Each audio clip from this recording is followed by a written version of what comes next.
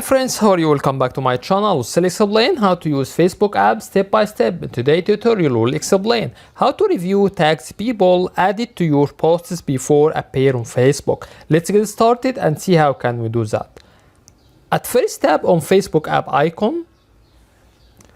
After that, press on 3 horizontal line which shown on top right.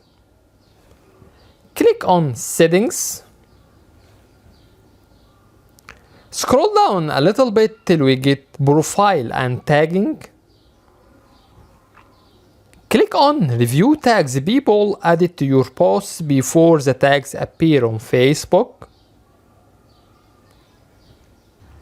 Here you can find note from Facebook telling you that if someone who you are not friends with adds a tag to your posts, you will still be asked to review it. Remember, when you approve a tag, that person tagged and their friends may be able to see your posts. Press on review tags on your posts.